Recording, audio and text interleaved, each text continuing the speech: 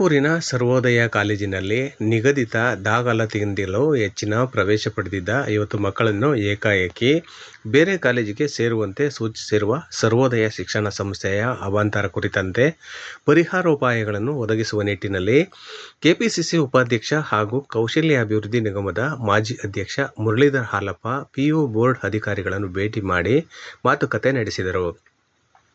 ಈ ವೇಳೆ ಮಾತನಾಡಿದ ಮುರಳೀಧರ್ ಹಾಲಪ್ಪ ಅವರು, ಸರ್ವೋದಯ ಶಿಕ್ಷಣ ಸಂಸ್ಥೆಯವರು 50 ಮಕ್ಕಳನ್ನು ಪಿಯು ಬೋರ್ಡ್ನ ನಿರ್ದೇಶಕರ ಸೂಚನೆ ಮೇರೆಗೆ ಹತ್ತಿರದ ಸರ್ಕಾರಿ ಪಿಯು ಕಾಲೇಜಿಗೆ ಸೇರಿಸಲು ತೀರ್ಮಾನಿಸಿದ್ದಾರೆ. ಆದರೆ ಕೆಲ ಪೋಷಕರು ಒಪ್ಪುತ್ತಿಲ್ಲ. ಇರುವ ಗೊಂದಲ ಬಗೆಹರಿಸುವ ನಿಟ್ಟಿನಲ್ಲಿ ಸಾರ್ವಜನಿಕ ಶಿಕ್ಷಣ ಇಲಾಖೆಯ ಮಂತ್ರಿಗಳಾದ ಮಧು ಬಂಗಾರಪ್ಪ ಹಾಗೂ ಪಿಯು ಬೋರ್ಡ್ ನಿರ್ದೇಶಕರಾದ ಸಿಂಧು ರೂಪೇಶ್ ಅವರೊಂದಿಗೆ ಮಾತನಾಡಲಾಗಿದೆ. ಅವರು ಕೂಡ ವಿದ್ಯಾರ್ಥಿಗಳ ಹಿತದೃಷ್ಟಿಯಿಂದ ಸರ್ಕಾರಿ ಕಾಲೇಜಿಗೆ ಪ್ರವೇಶ ಪಡೆಯುವಂತೆ ಸೂಚನೆ ನೀಡಿದ್ದಾರೆ ಎಂದು ಅವರು ಹೇಳಿದರು. ಸರ್ವೋದಯ ಶಿಕ್ಷಣ ಸಂಸ್ಥೆಯವರು ಮತ್ತೊಮ್ಮೆ ಶಿಕ್ಷಣ ಇಲಾಖೆಯ ಅಧಿಕಾರಿಗಳನ್ನು ಭೇಟಿ ಮಾಡಿ ಮಾನವೀಯ ಹಿನ್ನೆಲೆಯಲ್ಲಿ ಇದೊಂದು ಬಾರಿ ಅನುಮತಿ ನೀಡುವಂತೆ ಕೋರಿದ್ದಾರೆ. ಇಂದು ಸಂಜೆಯೊಳಗೆ ಪಿಯು ಬೋರ್ಡ್ನ ತನ್ನ ನಿರ್ಧಾರ ಪ್ರಕಟಿಸಲಿದೆ. ಒಂದು ವೇಳೆ ಹೆಚ್ಚುವರಿ ವಿದ್ಯಾರ್ಥಿಗಳನ್ನು ಸರ್ವೋದಯ ಕಾಲೇಜಿನಲ್ಲಿಯೇ ಮುಂದುವರಿಸಲು ಅವಕಾಶ ದೊರೆಯದಿದ್ದರೆ ಆ ಮಕ್ಕಳನ್ನು ಸರ್ಕಾರಿ ಕಾಲೇಜಿಗೆ ಸೇರಿಸಿಕೊಳ್ಳಲು ಇಲಾಖೆಯ ಅಧಿಕಾರಿಗಳು ಒಪ್ಪಿಕೊಂಡಿದ್ದಾರೆ. ಮಕ್ಕಳ ಭವಿಷ್ಯ ಹಾಳಾಗದಂತೆ ಎಲ್ಲ ರೀತಿಯ ಕ್ರಮಗಳನ್ನು ಕೈಗೊಳ್ಳುತ್ತೇವೆ. ಪೋಷಕರಿಗೆ ನಿಮ್ಮೊಂದಿಗೆ ನಾವಿದ್ದೇವೆ ಎಂಬ ಭರವಸೆ ನೀಡಿದ್ದೇನೆ. ಜುಲೈ 20ಕ್ಕೆ ದ್ವಿತೀಯ ಪಿಯು ಪ್ರವೇಶ ಕೊನೆಯ ದಿನವಾಗಿದೆ. ಮಕ್ಕಳು ಪೋಷಕರು ಧೃತಿಗೆಡದಂತೆ ಭರವಸೆ ನೀಡಿದ್ದೇನೆ ಎಂದು ಮುರಳೀಧರ್ ಹಾಲಪ್ಪ ತಿಳಿಸಿದರು. ಈ ವೇಳೆ ಸಾರ್ವಜನಿಕ ಶಿಕ್ಷಣ ಇಲಾಖೆಯ ವಿಭಾಗದ ಪ್ರಭಾರ ಡಿಡಿಪಿ ತ್ರಿವೇಣಿ ಬಿಪಿ, ಅಧೀಕ್ಷಕರಾದ ಸಂತೋಷ್, ರಾಮಣ್ಣ, ಶ್ರೀಕೃಷ್ಣ, ವಿದ್ಯಾಸಂಸ್ಥೆಯ ಮರಿಚೆನ್ನಮ್ಮ, ರೇವಣಸಿದ್ದಯ್ಯ, ಭಾಗ್ಯಮ್ಮ, ಜಗದೀಶ್, ಎನ್ಎಸ್ಯುಐನ ರಾಜ್ಯ ಕಾರ್ಯದರ್ಶಿ ಜೈನ್, ಮುಖಂಡರಾದ ದಸ್ತಗೀರ್, ಕೈಫ್, ಮುಜಾಹಿದ್ ಮತ್ತಿತರರು ಚರ್ಚೆಯಲ್ಲಿ ಭಾಗವಹಿಸಿದ್ದರು.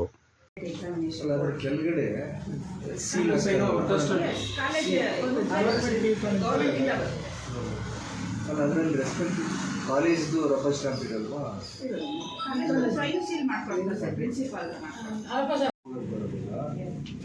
ಒಂದು ಕಾಲೇಜಿಗೆ ನಾವು ಕ್ಲಿಯರೆನ್ಸ್ ಕೊಟ್ಟರೆ ಎಲ್ಲ ಕಾಲೇಜಿಗೂ ಅದಾಗ್ತದೆ. ಬಟ್ ನಮಗೆ ಇಂಟ್ರೆಸ್ಟು ತುಮಕೂರು ಜಿಲ್ಲೆಗಳು. ಹಿಂದೆ ಮಹೇಶ್ PU ಕಾಲೇಜ್ ಇದೇ ಥರ ಆಗಿತ್ತು. ಈಗ ಇದು ಸರ್ವೋದಯದಾಗಿದೆ. ಆಮೇಲೆ ಸೀತಾರಾಮ್ ಸರು ಅಷ್ಟು ಮಾತಾಡೋ ಸ್ಥಿತಿಯಲ್ಲಿಲ್ಲ ಅವರು. ಆಮೇಲೆ ಇನ್ನು ಇನ್ಚಾರ್ಜ್ ಸೆಕ್ರೆಟರಿ ಇದ್ದಾರಲ್ಲ ಈಗ.